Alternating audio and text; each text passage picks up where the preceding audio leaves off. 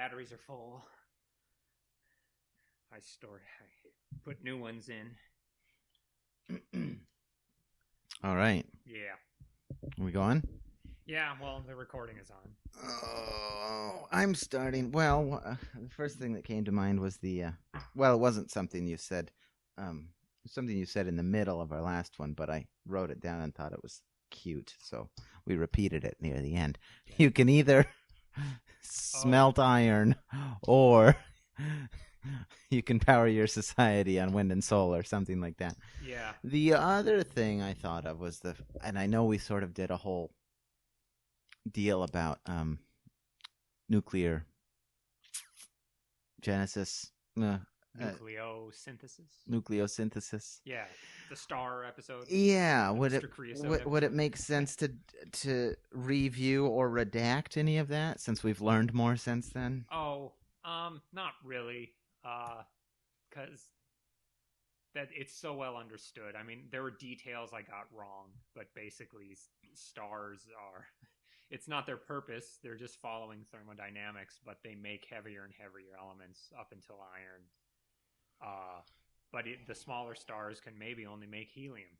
You know, there's thresholds. There's atomic thresholds of energy. And if the star is not big enough and hot enough with enough pressure from its gravity, if a star is not big enough with enough mass, it cannot literally, in this universe, make more pressure. It's impossible. It has to come from somewhere. Right. So if there isn't enough pressure and temperature, maybe a star can only fuse some hydrogens and then make helium, and then it has to stop because it's tiny, a red dwarf. While it's fusing, though, it's getting hotter. Every time it fuses. It slowly gets a little bit hotter, yeah. But we don't want to make this about red dwarfs, but red dwarfs can last for like trillions upon trillions of years. Like they're going to be around a long time. Okay. In fact, no red dwarfs have gone out yet since the beginning of the universe.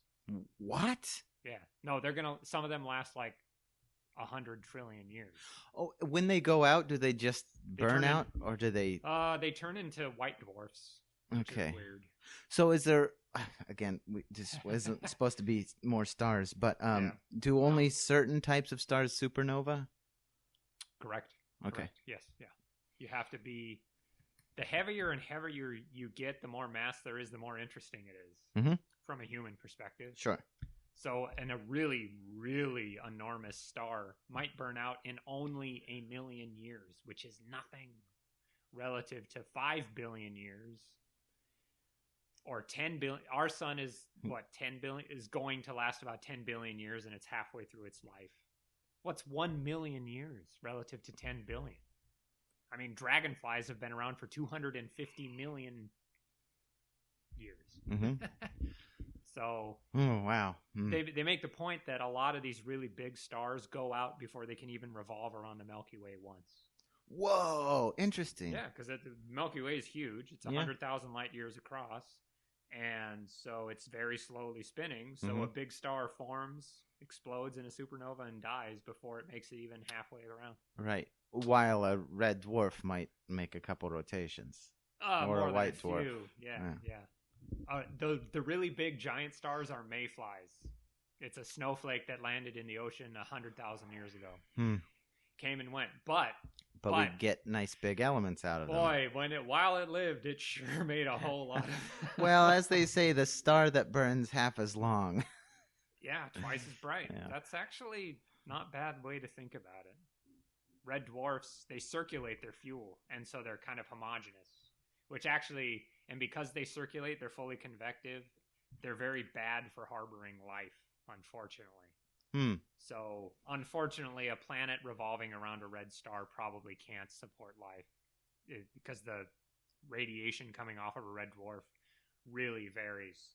So, it would burn it up and then freeze it, Interesting. It's unfortunate, because there's a lot of red dwarfs and maybe a lot of planets around red dwarfs, and unfortunately, those planets are probably toast. Sucks. Because there's a lot of stars in the universe, and darn it, many of them probably can't support life. Probably the majority. So yeah. we know one way to one exothermic reaction we understand and could potentially utilize for human purposes is fission. Yeah. If you split the atom, Yeah. or maybe more precisely split the nucleus of an atom. Yeah. Although 601, Yeah. then we know you can get a lot of energy from that. A tremendous amount. We've done it a few times. Many times, yes. Another way we might utilize an exothermic phenomenon in the that we observe in the universe. And yeah. So the thing I said that wind and solar sucks because it's dispersed and intermittent. Right. Yes. Right? Mm-hmm. Fusion sucks because it is non-existent. What do you mean non-existent? You just said there was a lot of stars in the universe. Most of the atoms in your body, presumably most of them, went through a fusion furnace reactor at one point, right? Certainly everything heavier than the hydrogen. So, what's the problem? Yeah. Well, the problem is not that fusion isn't cool. And cool as in awesome. Totally not cold. Not cold fusion. Yeah, no, cold. Although, the cold fusion hype is kind of a telling case. Because there's no such thing as, they never even, there's no scams around fission. But there's this big scam around fusion. Kind of telling. Yeah, I've heard of that's cold a red flag. Fusion.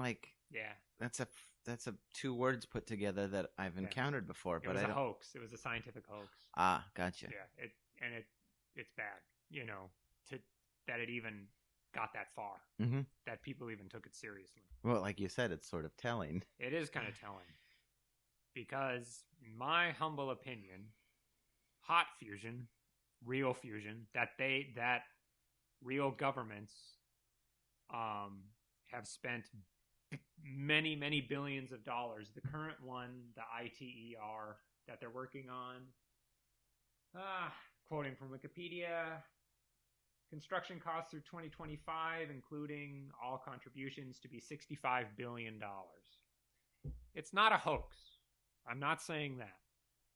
I am saying it's a really, really cool science experiment. Mm-hmm.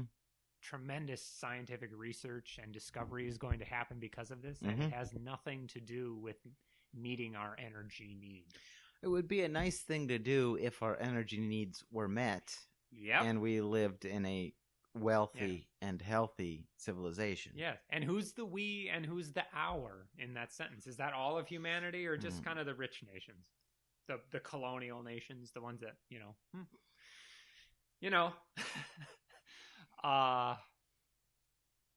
one of the kind of, I spent the weekend looking at a lot of videos, the TEDx talks and the mainstream media representations of modern day fusion research and the state it's in and how we've come so far and we've done so much, which is absolutely true, and why we need it, why it would be really awesome, and it's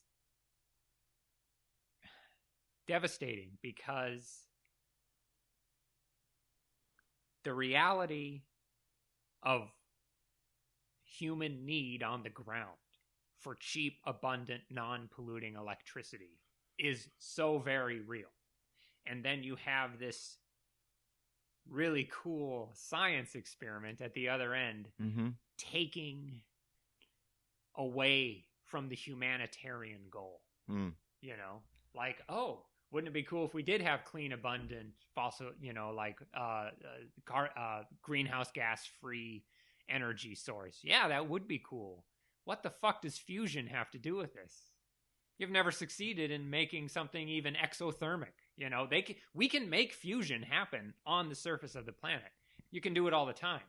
It takes way more energy than what you get out. You have to put in colossal amounts of energy to get 1 or 2 deuterium or tritium atoms to fuse together. That reminds me of another way that we power our civilization.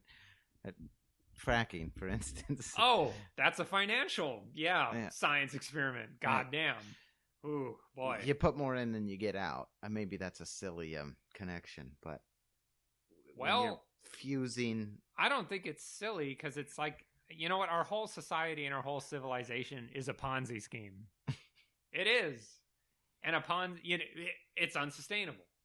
It's going to end even in its own terms. Even if it succeeds, it loses in the long run. Like, hey, we kept New York City financially solvent for a few more years. So what?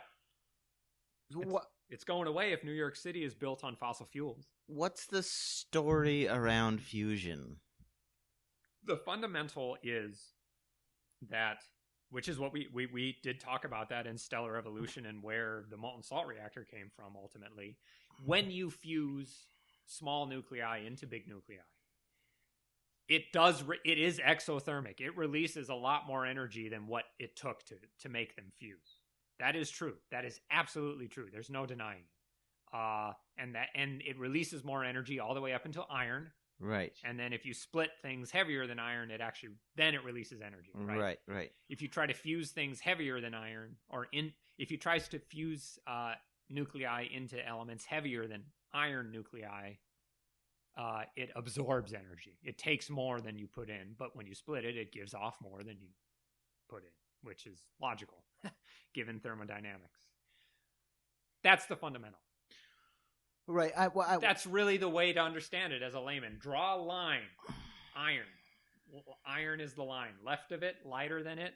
It gives off energy. Heavier than it, it takes up energy. But if you're splitting it, it reverses. It's the opposite. Yeah. That's a good. Yeah. Iron. Remember iron. There's a reason there's a lot of iron on Earth. It really does have to do with the thermodynamics of stars. So that's it. That's what you really have to get in mind. Never mind the neutrinos and right. That's sort of why, even though it may have been a misstep, that's sort of why I wanted to start with the stars again in the beginning. Just a recapitulation or a repetition of that. But actually, what I meant when I said "what's the story," I meant what are the stories being told about fusion? Right. By its wherever these billions of dollars are coming from, by its advocates, these TEDx speakers, these by the thousands, scientists, physicists, scientists. Oh yeah, these are PhDs. These are some of the smartest humans in the world. What is their what story are they selling or telling? Let me try. This is the first. Hear me out, ladies and gentlemen. This is the first time. I don't even know where to hold the thing, but here it is. We have some extra media for the first time. I know it's hilarious. He's laughing, and he should be.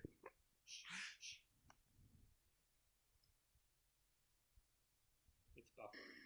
For those of you who haven't heard about fusion energy, it's the dream of energy production. Here's the thing: fusion produces no greenhouse gases, no long-lived radioactive waste, but it would generate huge amounts of energy from almost inexhaustible fuel. It's the reaction that powers the sun and the stars. And since scientists realized what was causing the sun to shine, they've been dreaming about harnessing this reaction to make clean energy for mankind. That's it. That's what they're saying. Okay. Sounds nice. It does, yeah. Everything that lady just said can be said for the molten salt reactor. One that is 50 years old, already built. Mm-hmm. Imagine for 1 second. Here, let me do my TEDx talk. Imagine if 50 years ago, half a century, scientists from all over the Western world built and ran a clean, free energy system in Oak Ridge, Tennessee. They ran it for 4 years. They produced no long-lived radioactive waste. clean, abundant energy for all mankind. Nearly inexhaustible. Nearly inexhaustible resource. We would run out of rocks before we ran out of fuel for the molten salt reactor. Right? Admirable goals. Laudable. So why could I accidentally be on YouTube and then the YouTube algorithm says, "Oh, I've noticed you're interested in physics. Yeah. I'll recommend you this TED Talk about fusion." Why is it that I could be tricked into taking that woman seriously? Yeah. Well, it's crazy because here I am, like, wind and solar sucks. Now fusion sucks. Like, I must hate humanity, and I must hate clean abundance. Adam, let people enjoy things. You know, right? Right? Like, what do you want? Well, I do want to end greenhouse gases emissions, and I do want the oceans not to die, and I do want climate change to be slowed down and recalibrated. So you fucking curmudgeon. Yeah. Everything anybody wants, and you're just some asshole who just loves shitting on things. And it's like, well, yes. But I will say that the whole thing about fusion being not fusion itself, fusion power, electrical generation from fusion, is non-existent, because these physicists and these billions of dollars that have been thrown at fusion, international, efforts, have not succeeded in all that time. And to say that fusion research is in its infancy or is embryonic is almost it's an understatement. They're still working. There's some that are like, oh, well, there's this theoretical way where if you make helium, you make all these positive charges out of hydrogen, so now there's like 2+ just out. You've created 2 positive charges because now there's more protons, and you can generate electric currents directly from that instead of even using heat. Don't ask me how the fuck they do it. I just learned about it this weekend. Okay.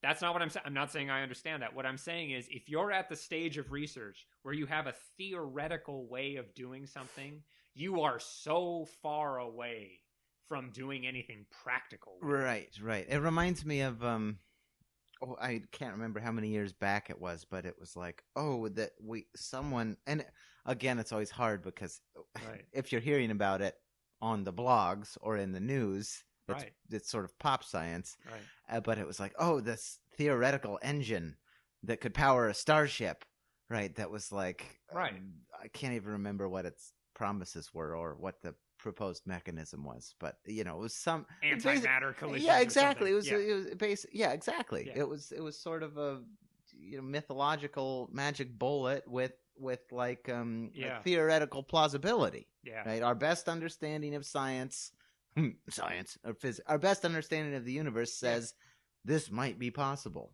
Yeah. That's where fusion kind of still is, and it's really I hate to say it, but like, it's not that plot. It's not somebody's calculation on a sheet of paper. Like, they fuse atoms all the time on the surface of the earth in these big, tokamak fusion generators, but it always almost takes more energy to run the machine than anything you ever get out of it. And the point I'm making is not that we should not pursue fusion. Far from it. I love pure science for science's sake. I think it's awesome that they're even doing this, and international collaboration. That's awesome. Yeah, you fucking love science. It's nice. It's cool. But it's got nothing to... science is not necessarily humanitarian. So far, that's been coincidental. It seems. Like we're probably gonna, we discussed Jeff Bezos earlier. We're probably going to find an inflection point in the next few decades, maybe, give or take peak oil, what it does, where you can very easily go down a path of anti-humanitarian science. Arguably, we already have advertising, things like that. Sure. Yeah. I don't know if we've had this conversation before, but I've had it, and I'm sure plenty. Again, Yeah. I'm always tired, trite, and cliche, but Aren't we all? I mean, I haven't watched this documentary, but people have been watching this documentary, The Social Dilemma, recently, right? Oh, I never heard of it. It's on Netflix, I guess, and I'm sure it's got some interesting stuff in it, but it's stuff that we've sort of been hearing and knowing about for 5 to 15 years already. Just sort of the power of really, like you said, advertising. So that was sort of a artisanal creative craft in the 20th century, and now it's sort of a technical, statistical, computer, like very capable minds, very capable institutions that are using statistics, behavioral sciences, good data and good computer, good coding, to build very sophisticated, complex, elegant, beautiful machines for the goal of enslaving people to their own exactly desires. And it just makes me think, oh, these things are so cool. Yes. These tools, these minds, this effort, this money, good science, good thinking, good intellectual labor, building these informational machines that hurt us. Yep. We could use these things to help us. You thought the Catholic Church was bad? So, and I know that's probably tired and trite. I'm sure a million people have said it already. But it's like, man, so sophisticated, so elegant. I think we said that on our third machinery Josh, to sell me socks or whatever. But we could use this elegant machinery to maybe do something cool. I don't know. You look at the games that are designed to be addictive, the Candy Crush. Mm-hmm. I know I'm dating myself even by saying it. I don't even know anymore. But, it's designed to addict the human. Right. Clicking. So we could, I said inflection point. Christ, how far beyond that are we? That's old hat. But right, that's the state of the art. Yeah. If you want to call it science, it's state of the art science, and it's not necessarily humanitarian. Yeah. So I'm not saying that there's some cabal hiding in a basement of guys twirling their mustaches saying, we're going to fool people with fusion. I think it's very well-meaning people who really care about the science and have spent very little time thinking about the humanitarian side of the goal. Right. It's like... Which is okay, because it's not their job. Yes, they're the scientists. They're the theoreticians. Yeah. It's not the mathematicians. I'm here to talk about protons. Yeah. Don't talk to me about salt deficiency. Right. Or iodine deficiency. I mean, I've watched fucking YouTube videos about, like, these really abstract math sort of... like, new understanding, new things people develop in the larger field of mathematics that seem completely arbitrary. Oh, right? My God. How you color lines on n-dimensional cubes. Yeah. Red or blue. Well, there's this many ways to do it if it's a square. Yeah. There's this many ways to do it if it's a cube. Yeah. A three-dimensional cube. So it's not their job to think. It's okay for them to play mathematical games, I think, even when they practical. Absolutely it is. But here's the other half of it, though. Like, people are dying. Yes. Of things they should not be dying of. The other tab I pulled up from my Wikipedia is there's something called the Copenhagen Consensus, where they basically said let's deliberately go from the lowest to the highest hanging fruit of all humanitarian issues. Oh, interesting. It's worth reading. Wow. Even though you can, there's a cynicism to it. You can look at it it's worth reading for your own cynicism.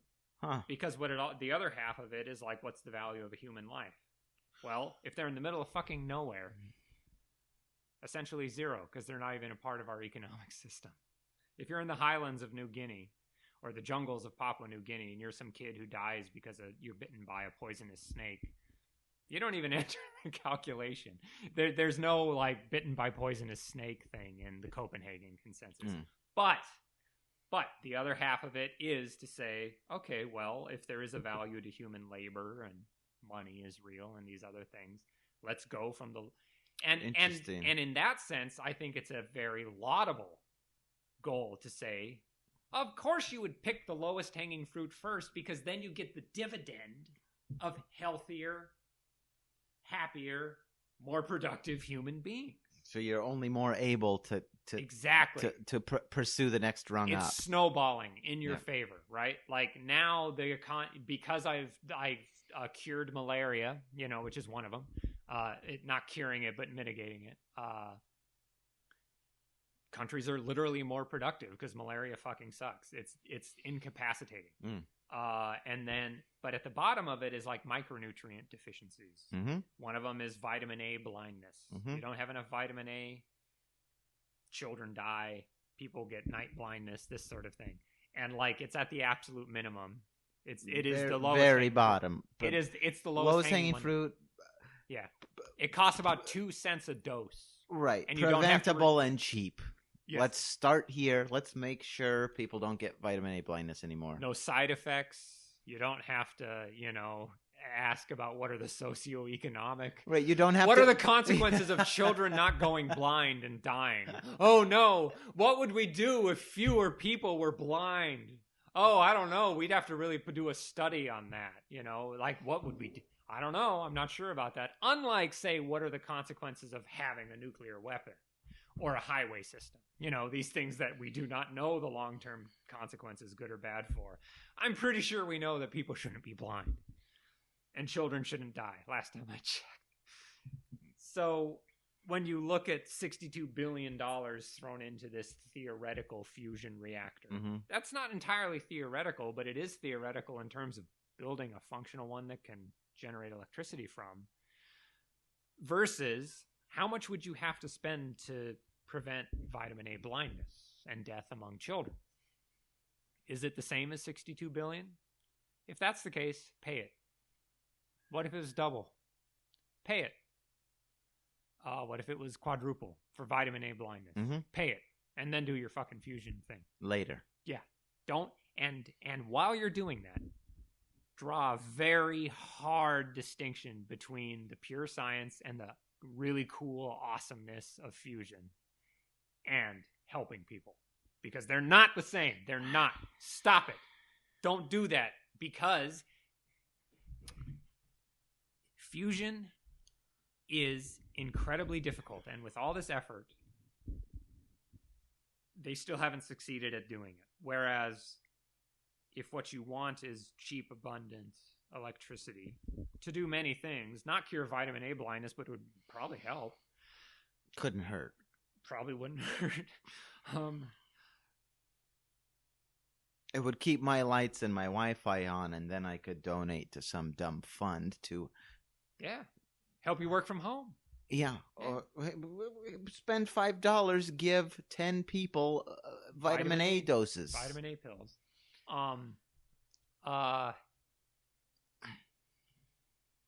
Presumably for a very long time, technically fusion does release a little bit more energy per gram of fuel than fission. That makes sense, actually, because you're eating up the food chain, thermodynamically. Like, you had to do the work of an entire supernova to make a uranium or a thorium. So it's this really big atom. So getting enough hydrogen to fuse together up into like iron, the bang for your buck is a bit higher for the smaller elements building up. Oh, interesting. So fusion reactions do release a little bit more energy per gram, but the difference is so relatively negligible, because they still, both fission and fusion do release colossal amounts of energy. But splitting heavy atoms like uranium and thorium or plutonium is profoundly easier to do on the surface of the Earth than fusion. So I think it's safe to say, as an semi-educated layman, that fusion energy will almost always be much more expensive than fission energy, even if it releases a little bit more, right? Containing a plasma and making hydrogen or deuterium or tritium fuse to helium is incredibly difficult. You have to have superconducting magnets because the plasma can't touch any surface. It has to be at incredibly high temperatures, relatively high pressures. It's like the temperature, because they can't get the pressure because we don't have the gravity of the center of the fucking sun. Right. They have to raise the temperature more. You need high pressure and temperature. If the pressure's lower, you have to raise the temperature. Right. Oh, okay. Cool. So it's like 10,000 times the temperature of the center of the sun. Are you fucking kidding me? Come on. Because you don't have the pressure, it has to be even that much hotter. Mm-hmm. And it's like 100,000 From what I've heard, the center of the sun is a pretty hot place. It's pretty hot. You want to wear some sunscreen. Yeah. So builds hydrogen into helium at a temperature of millions of degrees. The sun is hot. The sun is not a place where you would live. But here on Earth, there'd be no life without the light it gives. Sorry, I was thinking of a They Might Be Giants tune. So when you think of engineering, when you think of hey, how does a coal or a natural gas power plant work? How does a wastewater treatment plant work? I've been to one of those. Also, how does a hydroelectric until you plant have work? fusion, how do you get that much heat? Right. Or until you have something out. Right. How do you make something that hot? Well, they use electricity boosting and stuff. It's just nuts. Fundamentally, the energy right now is coming pretty much from fossil fuels, and then they store it in huge capacitors or whatever. Oh, okay. Mm-hmm. And then they shoot it with lasers, enormous lasers, and they fire up the magnets. And this is just for the fucking theoretical thing. Just for the research. Right. And it's not like it's going to load follow, because if you start drawing the heat out to turn your turbine... Sorry, no more fusion. The fusion shuts down because you just cooled it down. I don't know if they've really tried that. They would say, well, what we'd have to do is siphon off some of the energy from the fusion and store it for later, cycle it back on itself. Sure. Make the dragon eat its own tail. Okay. And we're smart. That's fine. We could build a machine to do that. We're smart. We can do that. It is so fucking expensive. So to do all that, I don't even know what scaling it up to say hey, what would it actually take if we had a full fleet of tokamak fusion generators, just the materials cost, the cement, but also the fucking helium supercooled helium to make the superconducting magnet to contain the plasma. How expensive would each fusion generating plant be? They don't even have that number yet. Meanwhile, old Orville and Wilbur built one in 1958 already. We built a molten not salt. A fusion. Yeah, they built a fission. Fission. Literally. Molten salt. I was making fun of this lady's accent. What if we had built a fusion reactor 50 years ago? Would they still be going, oh, that's cool? Or would they still be doing kind of this... It's not a Ponzi scheme, but it is something of a... The first thing that comes to mind is probably something... It's I know you really want funding. Please don't tie the fate of humanity to it. Stop. I don't know if we've put this on tape before, but we talk about it often. But just the amount of good intellectual thought and ink spilled on say, on theology, on the nature of Jesus. Is he, or what? Old Augustine, a towering light of Western intellect, right? Spent on the Trinity. Right, exactly. So, oh God, good thought, good ink, good paper. Yeah, they're not spending it on the Trinity; they're spending it on tritium. Oh, But He still got it, folks. Because all the laudable goals, the clutch mechanism is not there, but the public doesn't get it. They go, "Hey, fusion sounds good." Right. I'm like, and I didn't. Well, no. You were trying to make a hard. You even said, I think, hard line. But that's a pretty tough thing to do. fair enough. You were Fair enough. making the point. Oh. Spending resources, time, money, energy, whatever, labor. Over here is one thing, and spending it over here on this other side of the line for feeding starving, Okay, you got me. manufacturing You got peanut me. butter based nutritional supplements for the places in which folks don't have enough calories. You're talking about Right. Plumpynet. That's a real thing. Yeah, I couldn't remember what it was Yeah, called. I Plumpynet. remember Yeah. happening UN. upon it. Yeah. Basically a peanut butter-ish thing, right? Yeah. Pretty cool. But anyway, like that's a tough thing to do You're right. because you got me. because the people who are Perfect example. putting forward that research, Yes. well, a lot of them, probably especially the scientists, Yes. think they're engaged in a humanitarian activity, The right? perfect Which is worth the money not being spent elsewhere. Correct. You got me, because nobody knows the whole universe, and nobody knows where exactly this research is going to lead. Right. Case in point, the perfect one, because you really did. You just shot me out of the air, right? Penicillin. The guy was studying mold or Mhm. like bacteria, Right. and he was studying bacteria. A mold fell on his petri dish. Penicillin happened. Are you fucking kidding me? How many lives that saved? Okay. I stand by that. I couldn't let it slide. Of course. I stand by that. And also, here's my go ahead. oh no, I mean one could say the same thing. Well, Anything. even though I mean there is maybe an arguable difference there, which I'm sure you would argue, is that we built the fucking That was what I molten was salt gonna say. reactor already. But I'm just saying you could. Yeah. If that was your goal, you already succeeded half a goddamn No. century ago. Okay. If what you want is no greenhouse gas, no long-term radioactive waste, and abundant ad infinitum, you've already did that. You succeeded. That's like what's his face with a penicillin dish. Oh my god, I forgot his name. Walking away from it. Oh, I found a way to destroy bacteria. I'm gonna go research angels dancing on the heads of pins. Right. Or Because if that is what you wanted and you said, you know what, I'm going to study what the long-term effects of free electricity, no CO2, no big pollution, profoundly less mining, no long-lived radioactive waste. Hey, we really should do this. mm-hmm. I think the molten salt reactor is the way to go. Already Because we could fulfill that in a decade. 10 years from now, we could have molten salt reactors replace all coal and natural gas. It could happen. But they aren't. That's not what they've done. And this is and that's why it's so devastating what they're doing.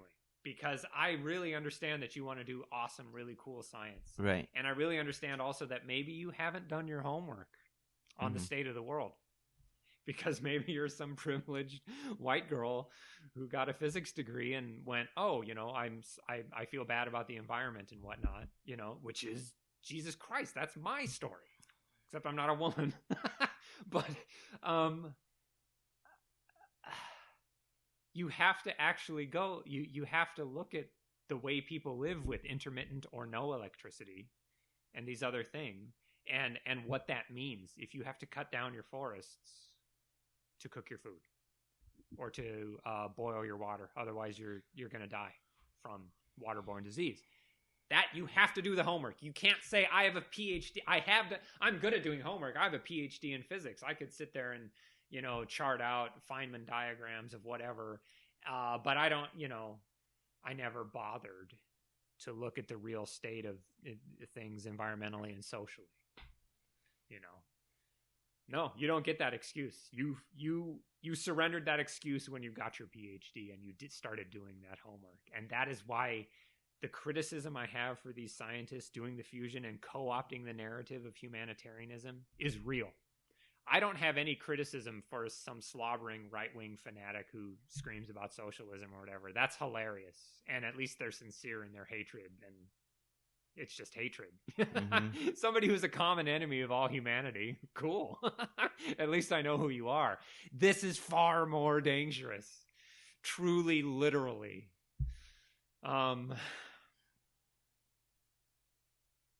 Because as long as they're sitting there sucking up funding, co-opting that narrative, number one, the narrative has been co-opted, and number two, the funding is going into something that probably will never really succeed in replacing. Maybe it will, but you'd have to build a molten salt reactor grid first. Right. Because we have like 10, 15 years of fossil fuels left. You have to transition up. Mm-hmm. All the rhetoric they use about fusion could also be used for antimatter. Humans can make antimatter. We've done it. We do it all the time in our particle accelerators. Wow. Yeah. So what? You have to burn 10,000 mountains worth of coal to get the energy to fucking make the collisions that make antimatter. Hey, did you know it exists for a fraction of a fraction of a fraction of a fraction of a second? Yeah. And collides with matter, and then they turn into pure energy, apparently. Whoa. Yeah, I don't get it. There's anti-protons. Human beings have like created anti-protons. It's got a negative charge. What the fuck? I don't get it. And if it hits a proton, they turn into pure energy. What? Does it just turn into pure photons? I don't know. I don't. Would it heat my burrito up? It's when a proton collides with an antiproton. Could I heat my burrito with that? Yeah, if you had, but it'd have to happen in like the middle. You'd have to have a big heat exchanger or some shit, a really tough container, right? The thing about molten salt reactors is they can operate at room pressure, atmospheric pressure on the surface of the Earth. Literally, you could put like a really strong translucent thing over it and watch it flow by you. Wow. You could have one in your backyard. If it was shielded for the radiation, yes, you could. Yeah. Mm. And honest to God, they're so small, it would fit in your backyard. This big fusion research facility is city blocks. You know, like you're not talking about the same thing. You're doing a bait and switch. I really do understand you want carbon-free, abundant electricity. I get that. Oh my fucking God. You know what? I get it. I get it more than you. Electricity is as necessary for dignified human civilization as air or water. It needs to be free for all humans. And, you know, the manufacturing and whatever. And it needs to be done without destroying the natural environment. Maybe someday fusion will be there for us, but give it 10,000 years. Let's try 5 to 10,000 years on fission, and maybe then your research will pay off, and you'll say, "Oh, now it's economical," you know, because economics is a part of human reality. You can't say, "Oh, this is pure science. If we just built it." Bullshit. Fuck you. Because you're also begging for funding. And there's economics behind that. Right. It's so devastating that these very smart people are doing this. They should be, and they are people you could probably convince. I hope that lady who I was mocking listens to this. I hope I change her mind, because she has a far bigger audience than I do. And it's like, don't even stop doing fusion. Just put it on hold. Make the molten salt reactor happen. It's actually going to be a really big boon to your fusion research. Then you can do fusion the rest of your life. Once you have... Yeah. Take a 10-year hiatus. And in the year 2030, you can, and hey, you'll power your ITER in France or whatever it is with fusion power. Yeah. And you'll be powering. Wouldn't it be wonderful if we powered our fusion research with clean, abundant, cheap energy? Essentially inexhaustible. Essentially inexhaustible. The molten salt reactor can burn the passive amounts of radioactive nuclei, uranium and thorium in just background rock. Any rock. You can crush. That's nutso. Yeah, you will run out. You mine a mount. You cut through a mountain for a highway. Mount Rainier has probably enough thorium in it to power North America for a few years. Grind it up, filter out the thorium, and there you go. I mean, don't grind up Please Mount Rainier, don't. but yeah. Something like 1/3 or more of the heat coming out of the Earth's core is from radioactive decay of thorium and uranium. Because the Earth is very insulated. It's huge. The heat can only get out through the surface, so that it's mostly trapped. And so to say that we're going to run out of uranium and thorium if you use it efficiently in a molten salt reactor is like saying we're going to run out of the Earth's heat. Eventually, technically, yes.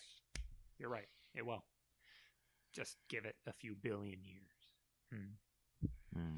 Oh, it's hard.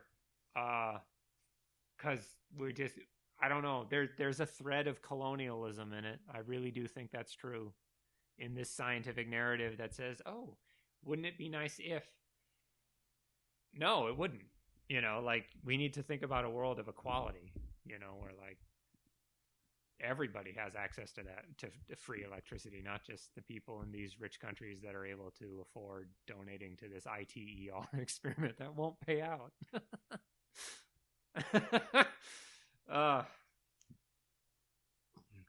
Another one about the wind and solar. I didn't even bring this up. I'll bring up two things that are important because it talks about the economic side of it. Mm-hmm. We talked about wind and solar being intermittent and dispersed. Mm-hmm. One consequence of being dispersed, where you have not hundreds, but thousands and thousands of generators all over the place, solar panels and wind turbines, is that the voltage frequencies start interfering with each other. Like a wind turbine in Iowa is spinning at one speed, but one in Nebraska is spinning a third as fast. Mm-hmm. It's causing wiggles in the voltages, the voltage frequencies. Sure. And if the wiggles start, they can resonate with each other, or they can cancel each other out. And this is a real problem because our electric grid was built to be dispersive, where you have it generated at one spot. 6 generators all calibrated next to each other because they're on the Columbia River.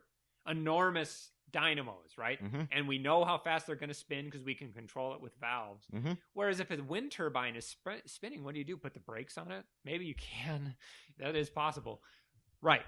So, the original grid was designed to burn coal and turn a steam turbine at a very precise frequency, or a hydroelectric plant that is designed to turn, water is turning a dynamo at a very precise frequency, and then it goes all the way out through this spider web with the generating plant at the center. Mm-hmm.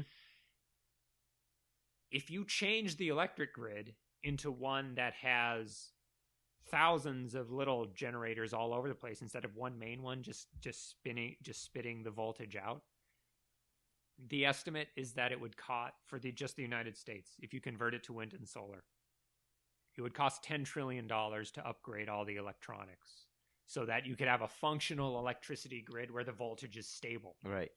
Okay, 10 trillion. Well, in the era of coronavirus stimulus and whatnot, we're set to print that this year. So that's cool. But yeah, $10 trillion used to be a lot of money. It's not so much anymore. That was the thing I was going to say about wind and solar, that the economics of it. I kind of forgot what I was going to say, something about fusion, but I forget what it was.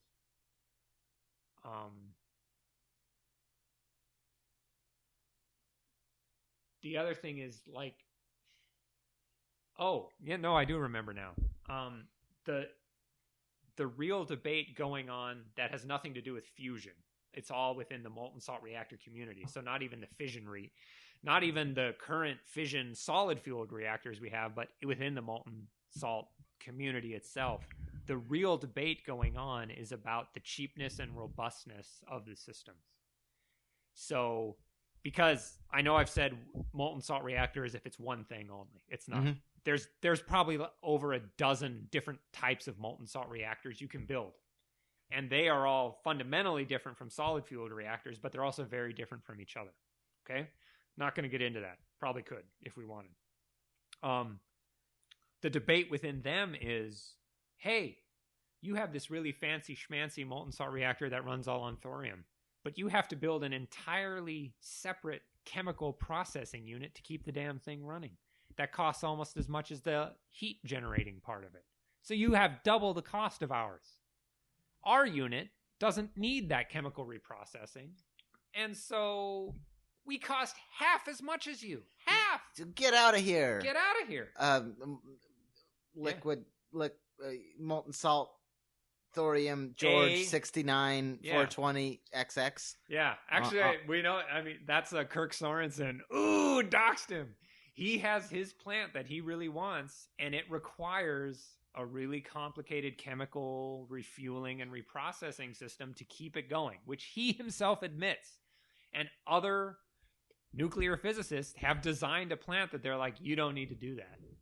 We can build one that's like half the cost of yours, of a molten salt reactor. Cool. Yours costs $1 billion, ours costs $500 million. That's the cost of the plant. Last I checked, that was half as much. Yeah. So that's so when there's this other one there's another talk that looks at the most serious plans on the table for converting the U.S. to wind and solar, right? And the numbers that they start chalking up go into like the $15 trillion, the $20 trillion to convert, because you have to store the energy and you have to overbuild your capacity. And then they say, well, if we used solid fuel nuclear reactors that we have literally on the market now, a government could call Westinghouse or some other national nuclear corporation and say, I would like to order. Westinghouse still exists? They technically went bankrupt, but they do, yeah. Wow. Yeah, they built the AP1000, advanced passive, super safe, they're like super safe, solid. They're like a couple centuries. I mean, yeah, century or two old, right?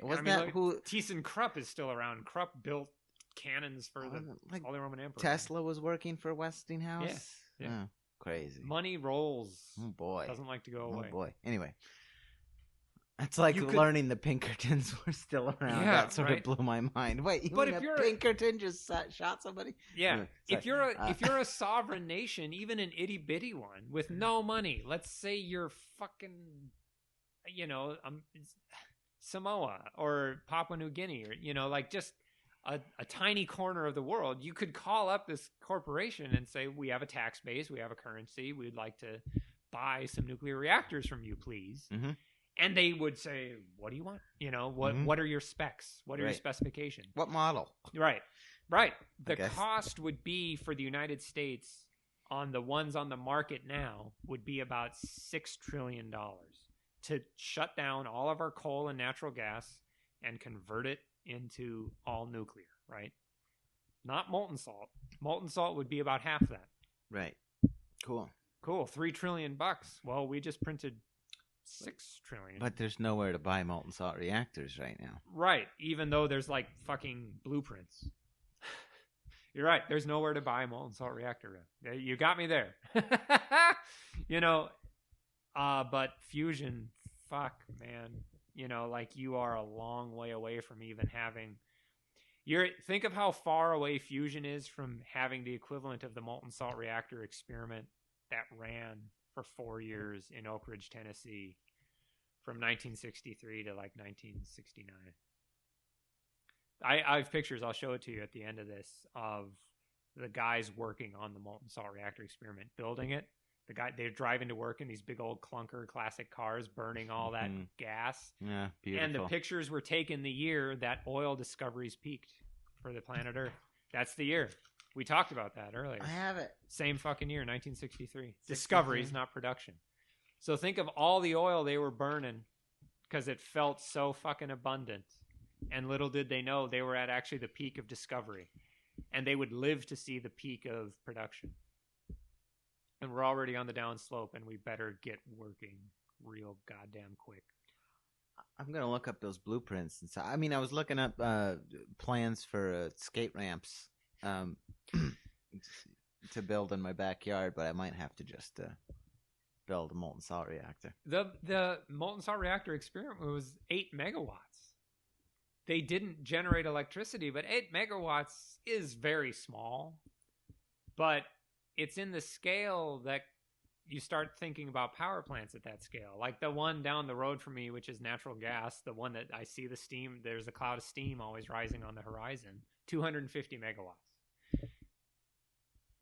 Yeah. You can run a factory on that. Two orders of magnitude. Yeah, it's not or whatever. Inconceivable. And the fucking molten salt reactor the physical blueprint is about the size of my house. Actually, it's about half of it, but it's taller. And it's literally still there. The heat exchanger they had wasn't even a real heat exchanger. It was a bunch of bends in the pipe that got red hot, and they blew an electric fan over it to cool it down. Right. It was just a proof of concept. Proof of concept. They weren't even it was a heat. They weren't even trying to put that heat anywhere. No. They had a fan. They were getting rid of it. Yeah, because they didn't want it to overheat. You could, with molten salt, imagine a big chunk of granite, like 10 meters on a side, right? 30-foot chunk of granite, right? Okay? And you carve a bowl in it, right? And you fill it with molten salt, right? Well, I don't know where I'd find molten salt, but yeah. You can melt sodium chloride. It has the viscosity of water when it melts about. Almost the same. Really? And it kind of looks like water. It's sort bluish. I always sort of imagined it. It's not gloopy. More viscous. No, it's fairly low viscosity. That's what's really cool. They move quick. Interesting. Yeah. That's cool. Yeah. Cool. So you have molten salt, and the granite is really hot too, so the salt won't solidify, right? You could trickle in thorium chloride or uranium chloride 235 or whatever, however you wanted to do it, until a fission reaction started, right? And let's say it's open to the atmosphere. It's just it's like something out of 2001 Space. Yeah, it's a big bowl of something very solid. In my head, I've got a right. 30 obelisk. by 30. It's an obelisk. Yeah, a chunk, a pyramid, right? Yeah. And there's a bowl in the middle, a pit full of a molten salt, and you trickle in enough uranium or whatever until fission reaction starts, and now it's giving off a lot of heat and it's circulating, right? You don't even have to put a pipe. It's right. The fission reaction is self-regulating because it would get hotter and the salt would expand, and so you can hot hold it, right?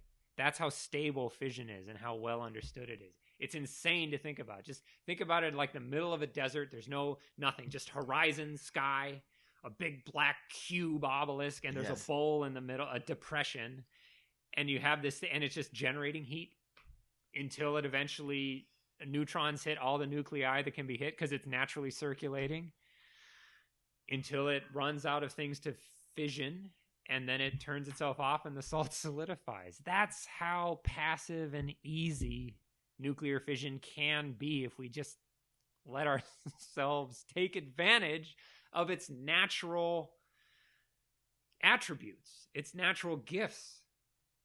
And they're not joking when they say, like, oh, if I had 40,000 tons of thorium, I could power humanity's electricity need for several thousand years.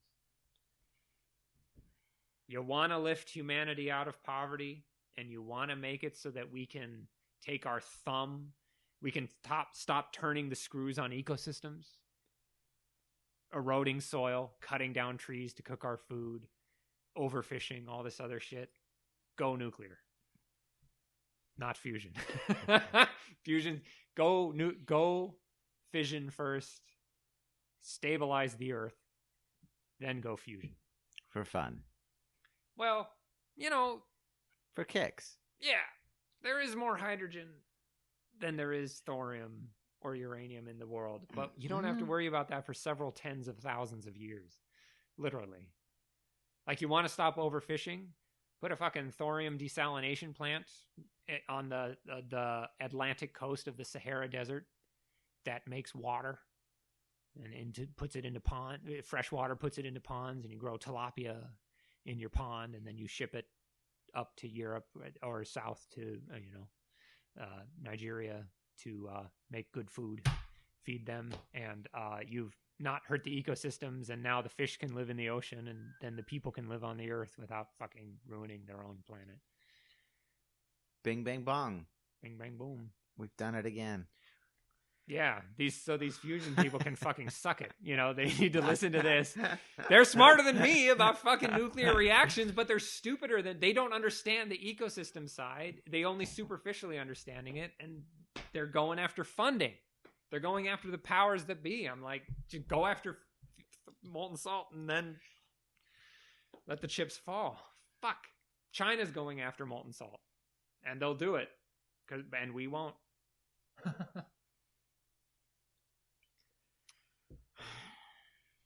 Did I cover? Is that roughly? Yeah. Why is fusion so roughly, difficult? I think so. Here's fusion. We should not pursue fusion right now because it is expensive. That's it. Because it is clean.